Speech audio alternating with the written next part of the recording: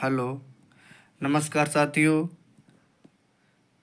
मैं विपिन कुमार आपका अपने चैनल नगला उमरा स्टडी पॉइंट में हार्दिक स्वागत एवं अभिनंदन करता हूं। जैसा कि आप सभी लोग जानते हैं कि हमने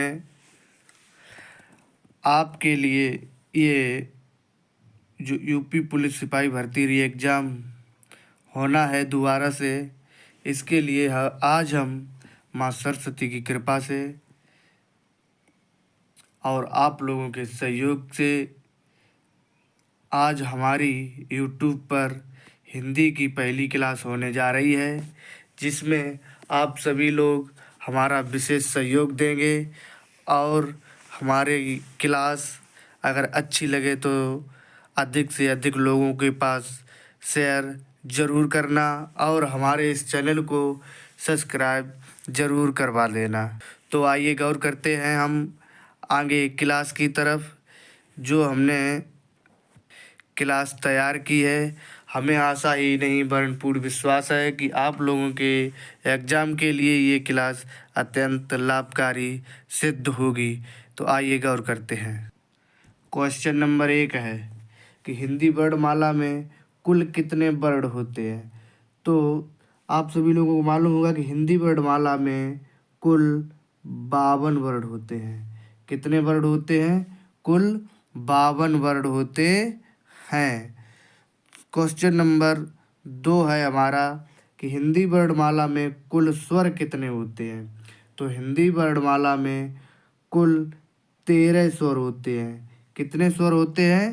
13 स्वर होते हैं। अगर पूछा जाए कि लिखित आधार पर कुल कितने स्वर होते हैं, तो लिखित आधार पर कुल 13 स्वर होते हैं और प्रयोग के आधार पर स्वरों की संख्या 11 होती है। तो आइए आगे क्वेश्चन नंबर 3 की ओर चलते हैं। क्वेश्चन नंबर हमारा 3 कह रहा है कि हिंदी वर्णमाला में कितने व्यंजन होते हैं। तो हिंदी वर्णमाला में सभी लोगों को ज्ञात होगा, हिंदी वर्णमाला में कुल 33 व्यंजन होते हैं। कितने व्यंजन होते हैं? 33 व्यंजन होते हैं। और हमारा आगे क्वेश्चन नंबर 4 है कि हिंदी वर्णमाला में स्वर के कितने भेद होते हैं। तो हिंदी वर्णमाला में स्वर के 3 भेद होते हैं। स्वर के कितने भेद होते हैं? स्वर के 3 भेद होते हैं। कौन कौन से? नंबर 1 है हमारा ह्रस्व स्वर, दीर्घ स्वर और प्लुत स्वर। ह्रस्व स्वर, दीर्घ स्वर और प्लुत स्वर। इसी प्रकार क्वेश्चन नंबर 5 की तरफ गौर करेंगे कि हिंदी वर्णमाला में व्यंजन के कितने भेद होते हैं। तो अभी आप लोगों ने पीछे देखा कि हिंदी वर्णमाला में स्वर के 3 भेद होते थे। कौन कौन से? ह्रस्व स्वर, दीर्घ स्वर और प्लुत स्वर। इसी तरह से व्यंजन के भी 3 भेद होते हैं। व्यंजन के कितने भेद होते हैं? व्यंजन के भी 3 भेद होते हैं। वो कौन कौन से हैं? नंबर 1 है हमारा स्पर्श व्यंजन, जिसमें का से माँ तक के सभी अक्षर आते हैं। का वर्ग, चा वर्ग, टा वर्ग, ता वर्ग और पा वर्ग तक के सभी कुल पाँच वर्ग के 25 अक्षर हमारे स्पर्श व्यंजन में आते हैं। उसके बाद स्वर का दूसरा भेद होता है अंतस्थ व्यंजन। अंतस्थ व्यंजन में हमारे या, रा, ला और वाह शब्द आते हैं। उसी प्रकार व्यंजन का तीसरा भेद होता है ऊष्म व्यंजन। ऊष्म व्यंजन में हमारे सा और हा वर्ण आते हैं। क्वेश्चन नंबर 6 है हमारा कि हिंदी वर्णमाला में ह्रस्व स्वर यानी मूल स्वरों की सही संख्या कितनी होती है। तो हिंदी वर्णमाला में मूल स्वर हमारे होते हैं 4। मूल स्वर कितने होते हैं? 4 होते हैं। तो हिंदी वर्णमाला में मूल स्वर आ, ई, उ और ऋ ये 4 वर्ण होते हैं। इसी प्रकार हम क्वेश्चन नंबर 7 की तरफ गौर करेंगे। हमारे द्वारा ये तैयार किए हुए प्रश्नों में हिंदी वर्णमाला का कोई भी क्वेश्चन छूटेगा नहीं। तो आइए देखते हैं क्वेश्चन नंबर 7। क्वेश्चन नंबर 7 क्या कह रहा है कि हिंदी वर्णमाला में दीर्घ स्वरों की सही संख्या कितनी होती है। हिंदी वर्णमाला में दीर्घ स्वर कितने होते हैं। तो हिंदी वर्णमाला में दीर्घ स्वरों की संख्या होती है 7। हिंदी वर्णमाला में दीर्घ स्वरों की संख्या कितनी होती है। दीर्घ स्वरों की संख्या होती है 7। दीर्घ स्वर हमारे कौन कौन से होते हैं। दीर्घ स्वर होते हैं आ, ई, उ, ए, ऐ, उ और औ। क्वेश्चन नंबर 8 है हमारा कि हिंदी वर्णमाला में सजातीय स्वरों की सही संख्या कितनी है। हिंदी वर्णमाला में सजातीय स्वरों की सही संख्या कितनी है। तो हिंदी वर्णमाला में सजातीय स्वर होते हैं 3। हिंदी वर्णमाला में सजातीय स्वर होते हैं 3। वो कौन कौन से होते हैं। सजातीय स्वर होता है हमारा बड़ा आ, बड़ा ई और बड़ा ऊ। सजातीय स्वर होते हैं बड़ा आ, बड़ी ई और बड़ा ऊ। बड़ा आ प्लस आ से मिलकर बना होता है। इसी प्रकार बड़ी ई छोटी प्लस छोटी ई से मिलकर बना होता है। बड़ा ऊ प्लस ऊ से मिलकर बनता है हमारा बड़ा ऊ। इसलिए इन्हें सजातीय स्वर कहते हैं। सजातीय स्वर यानी कि समान स्वरों से मिलकर जो वर्ण बनते हैं उन्हें हम सजातीय स्वर कहते हैं। इसी प्रकार क्वेश्चन नंबर 9 है। क्वेश्चन नंबर 9 है कि हिंदी वर्णमाला में विजातीय स्वरों की सही संख्या कितनी है। तो हिंदी वर्णमाला में विजातीय स्वर होते हैं हमारे 4। हिंदी वर्णमाला में विजातीय स्वर कितने होते हैं। 4 होते हैं। हिंदी वर्णमाला में विजातीय स्वरों की संख्या होती है 4, जो अलग अलग स्वरों से मिलकर बने होते हैं। जैसे ए, ऐ, ओ और औ, ये हमारे विजातीय स्वर होते हैं। क्वेश्चन नंबर 10 है हमारा कि निम्न में नपुंसक वर्ण किसे कहते हैं। नपुंसक वर्ण वे वर्ण होते हैं जिनकी गिनती ना तो स्वरों में की जाती है और ना ही व्यंजन में की जाती है। अतः हमारे नपुंसक वर्ण हैं अंग और आहा। ऑप्शन नंबर सी, अंग आहा हमारे कैसे वर्ण है। ये हमारे नपुंसक वर्ण है। क्वेश्चन नंबर 11 की तरफ चलते हैं। क्वेश्चन नंबर 11 है कि जीव के आधार पर स्वर के कितने भेद होते हैं। जीव के आधार पर स्वर के 3 भेद होते हैं। जीव के आधार पर स्वर के कितने भेद होते हैं। जीव के आधार पर स्वर के 3 भेद होते हैं। कौन कौन से। अग्र स्वर, मध्य स्वर और पश्च स्वर। अग्र स्वर, मध्य स्वर और पश्च स्वर। क्वेश्चन नंबर 12 है हमारा कि निम्न में किस विकल्प में अग्र स्वर है। अग्र स्वर मतलब जो जीभ के आगे वाले हिस्से से बोले जाते हैं उन्हें कहते हैं अग्र स्वर। इसको याद करने की ट्रिक है अग्रिय ई ए, यानी कि ई ए और ऋष, ये हमारे अग्र स्वर की श्रेणी में आते हैं। तो आता है ऑप्शन नंबर ए हमारा होगा। अग्र स्वर कौन कौन से हैं। ई ए और ऋषि। इसी प्रकार से क्वेश्चन नंबर 13 की ओर चलते हैं। क्वेश्चन नंबर 13 है हमारा। क्वेश्चन नंबर 13 है कि निम्न में किस विकल्प में मध्य स्वर है। मध्य स्वर यानी जो स्वर जीभ के बीच वाले हिस्से से बोले जाते हैं उसे कहते हैं मध्य स्वर। तो हमारा ऑप्शन नंबर बी सही होगा।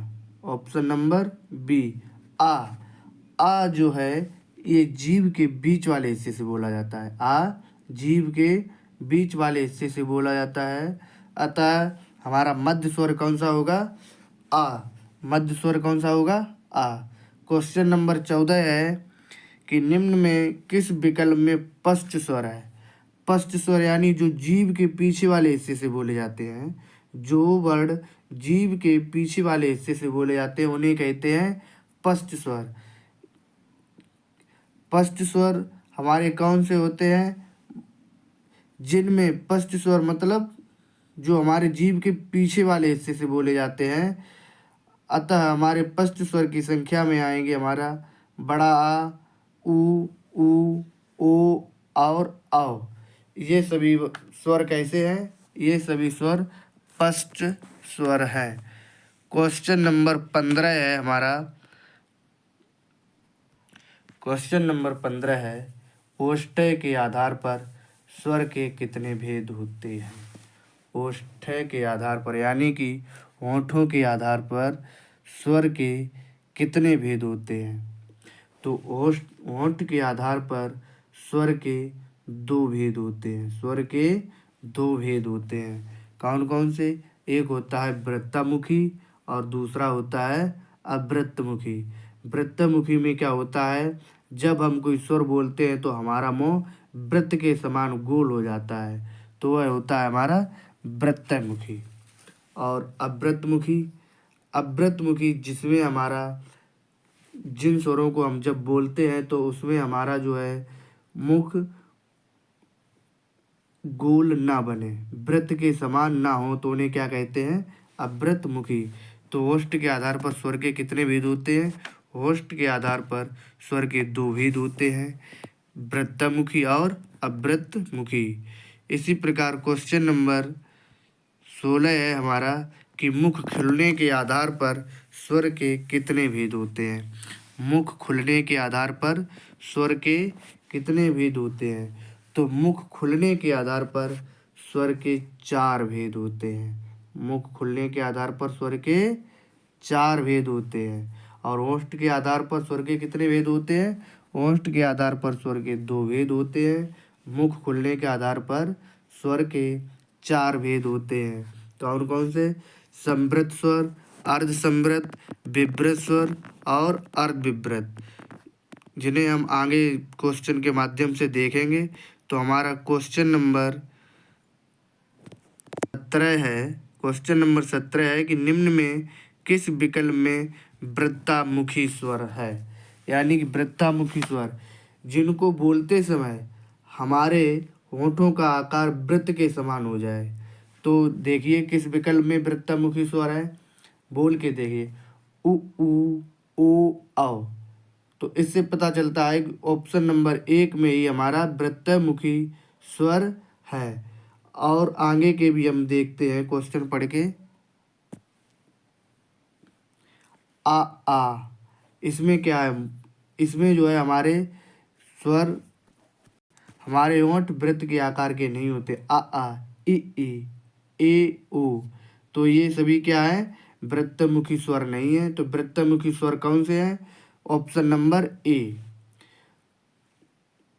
क्वेश्चन नंबर 18 है हमारा कि निम्न में किस विकल्प में अवृत्तमुखी स्वर है?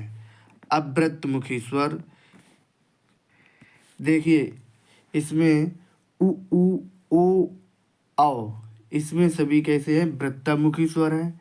आ, ई, ऋषि, ए, आय, ये सभी कैसे हैं? ये सभी अवृत्तमुखी स्वर हैं। ऑप्शन नंबर सी में देखेंगे उ और ऊ, ये वृत्तमुखी स्वर के श्रेणी में आते हैं। ओ ऑप्शन नंबर डी में ओ जो वर्ड है ये वृत्तमुखी में आता है, जबकि ऑप्शन नंबर बी के सभी वर्ड अवृत्तमुखी स्वर हैं। इसी प्रकार से क्वेश्चन नंबर 18 के बाद 19 की तरफ चलते हैं।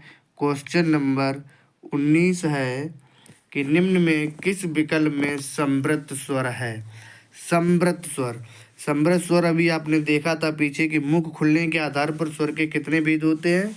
तो मुख खुलने के आधार पर स्वर के 4 भेद होते हैं, जिसमें से हम देखेंगे संवृत स्वर।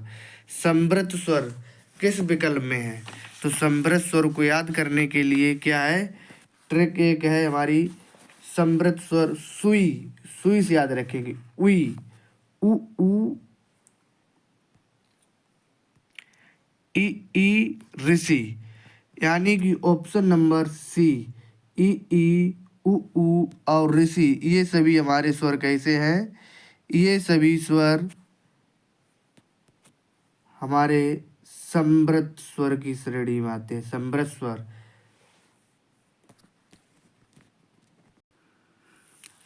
भाइयों वीडियो पहली बार बना रहा हूँ, अगर इसमें कुछ गलती किसी को मालूम पड़े तो हमारे कमेंट बॉक्स में ज़रूर बता देना, क्योंकि जब कोई व्यक्ति पहली बार कहीं किसी माइक पे या कैमरे पे बोलता है तो उसके अंदर थोड़ी झिझक ज़रूर होती है। तो हमें आशा है कि आगे अगर हमारे इसी प्रकार वीडियो सभी चलते रहेंगे, आप लोगों का विश्वास बना रहेगा, तो आगे से हमारे सभी वीडियो में अच्छी तरह से सुधार होता हुआ दिखेगा सभी लोगों को। तो कृपया थोड़ा मैनेज कर लें सभी लोग। हो सकता है हमारा वीडियो कुछ जल्दी जल्दी चलता हो या कुछ धीमी गति से चलता हो, लेकिन आगे इसी प्रकार चलता रहा तो हमारा रिदम बढ़िया बन जाएगा और आप लोगों को भी हमारी मेहनत पसंद ज़रूर आएगी। तो इस प्रकार से क्वेश्चन नंबर 20 की तरफ चलते हैं। क्वेश्चन नंबर 20 है हमारा अर्धसमृत स्वर। अर्धसमृत स्वर कौन कौन से होते हैं, तो देखते हैं। अर्धसमृत स्वर में हमारा मुंह आधा बंद जैसा होता है। तो अर्धसमृत स्वर को याद करने के लिए हम क्या कहेंगे, ओए। क्या कहेंगे, ओए। ओए शब्द से हम याद रखेंगे ओ और ए, ये हमारे शब्द समृत समृत स्वर की श्रेणी में आते हैं। ओ और ये ए वर्ण समृत अर्धसमृत स्वर होते हैं। क्वेश्चन नंबर 21 देखेंगे। क्वेश्चन नंबर 21 है हमारा कि निम्न में किस विकल्प में विवृत स्वर है। निम्न में किस विकल्प में विवृत स्वर है। विवृत स्वर यानी कि जिसमें हमारा मुंह अधिक खुलता है, जिसको बोलते समय हमारा मुंह अधिक खुलता है, उसे कहते हैं विवृत स्वर।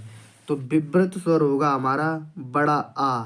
विवृत स्वर क्या है, आ जो है option number A. Option number A आ वर्ड जो है ये विवृत श्रेणी विवृत स्वर में आता है। उसके बाद है क्वेश्चन नंबर 22। क्वेश्चन नंबर 22 है हमारा कि निम्न में किस विकल्प में अर्ध विवृत स्वर है। अर्ध विवृत स्वर यानी कि जिसमें हमारा मुंह आधा खुला हुआ हो। कैसा, आधा खुला हुआ हो, उसे कहते हैं अर्ध विवृत स्वर। तो अर्ध विवृत स्वर है हमारा आ, ऐ और औ। आ, ऐ और option number B. Option number B हमारे कैसे हैं, अर्ध विवृत स्वर हैं।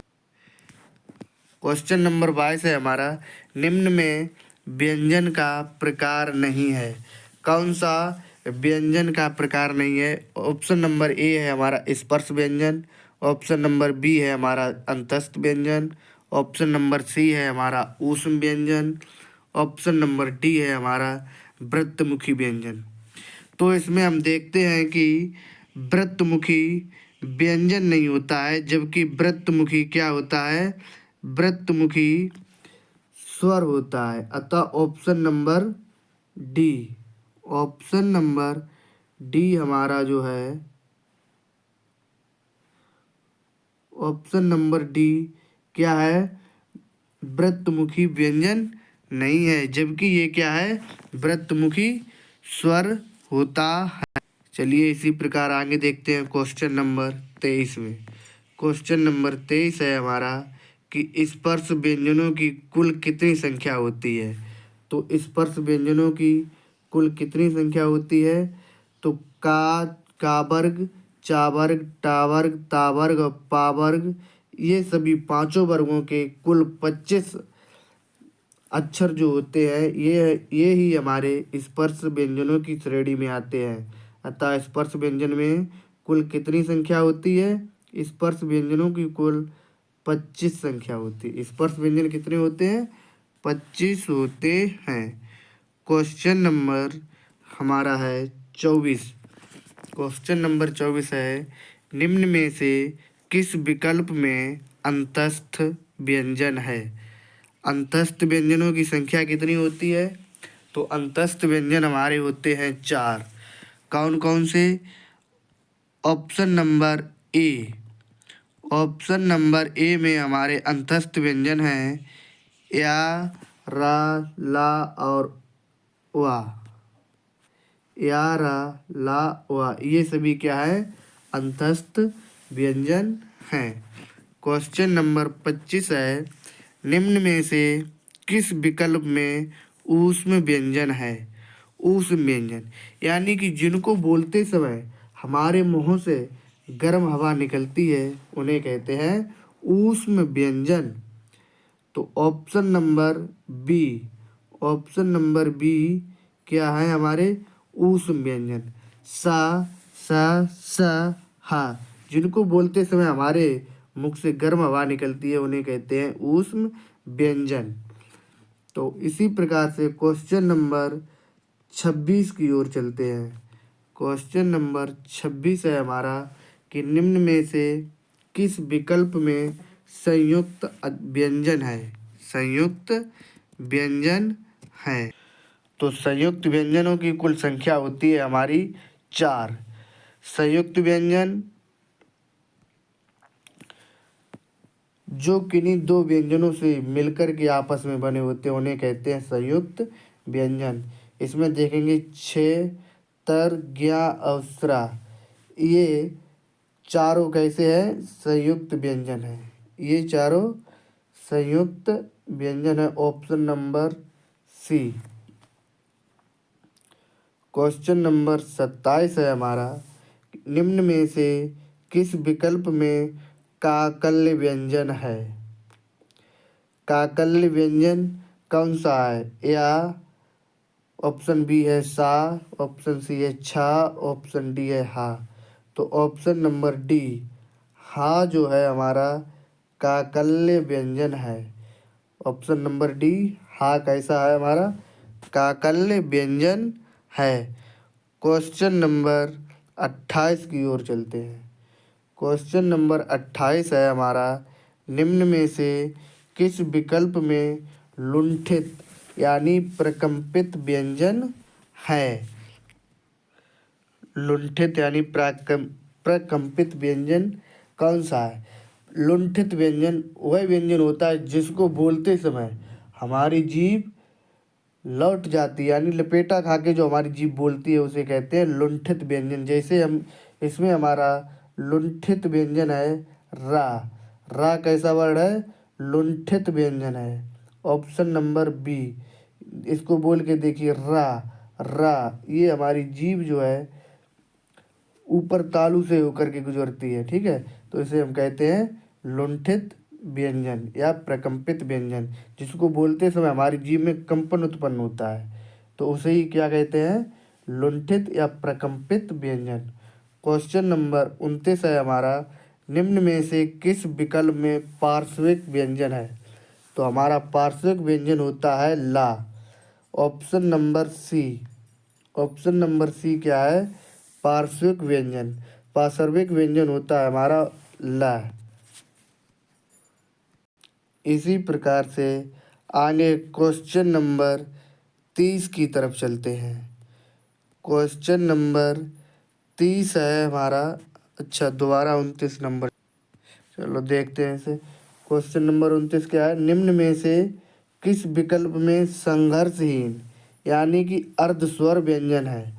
अर्धस्वर मतलब ऐसे व्यंजन जो स्वर में भी गिनती होती हो इनकी और व्यंजन में भी होती हो, यानी कि जो स्वर और व्यंजन दोनों की श्रेणी में आते हैं उन्हें अर्धस्वर कहते हैं। तो अर्धस्वर व्यंजन है हमारे या और वा। Option number A. Option number ए, या और वा वर्ड जो है ये हमारे अर्धस्वर व्यंजन कहलाते हैं। क्वेश्चन नंबर 30 है हमारा, निम्न में से किस विकल्प में उत्क्षिप्त व्यंजन है? उत्क्षिप्त यानी कि द्विगुण व्यंजन।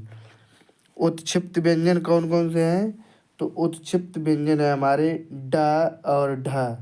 ऑप्शन नंबर बी सही होगा हमारा। ऑप्शन नंबर बी ड और ढ शब्द ये हमारे उत्क्षिप्त यानी कि द्विगुण व्यंजन हैं। और ये हमारे इस वीडियो के 30 क्वेश्चन हो चुके हैं। आशा करते हैं आप सभी लोगों को हमारे द्वारा तैयार किए हुए ये सभी क्वेश्चन अच्छे लगे होंगे। तो हम आगे देखते हैं कि सभी लोग इस बात का अवश्य ध्यान रखेंगे कि हमारा जो ये नगला उमरा स्टडी पॉइंट नामक चैनल है, इसको अधिक से अधिक लोग सब्सक्राइब ज़रूर करेंगे और हमारे इस वीडियो को लाइक भी करेंगे। हमें आप लोगों से बहुत ही उम्मीद ये है कि आप हमारा सपोर्ट अवश्य करेंगे, जिससे हम आप लोगों के लिए, सभी भाइयों के लिए आगे इसी तरह से बहुत ही इम्पोर्टेंट महत्वपूर्ण जो वीडियो है वो सभी बना के तैयार करेंगे। और सभी साथी लोग हमारा इसमें साथ ज़रूर देंगे, क्योंकि कहा गया है कि ध्यान रखना कि दिल में ना उम्मीदों का डेरा न हो। ध्यान रखना कि दिल में ना उम्मीदों का डेरा न हो, क्योंकि ये तो मुमकिन ही नहीं कि रात हो पर सवेरा न हो। इसलिए हमें आप सभी लोगों से बहुत ही उम्मीद है कि आप लोग सभी साथीगण हमारा विशेष सहयोग देंगे। तो मैं आप सभी लोगों के लिए इसी तरह से लगातार वीडियो बनाता रहूँगा। धन्यवाद भाइयों। हमारे इस चैनल को सब्सक्राइब ज़रूर कर लेना, और जो भी कमी लग रही हो तो हमारे कमेंट बॉक्स में ज़रूर बता देना, जिससे मैं अपनी कमी का सुधार कर सकूं। आप सभी लोगों को मालूम होगा कि हमारा ये नया चैनल अभी मैंने स्टार्ट किया है, तो हो सकता है कुछ कमियां हों, लेकिन उन्हें सुधारने का प्रयास ज़रूर करूंगा।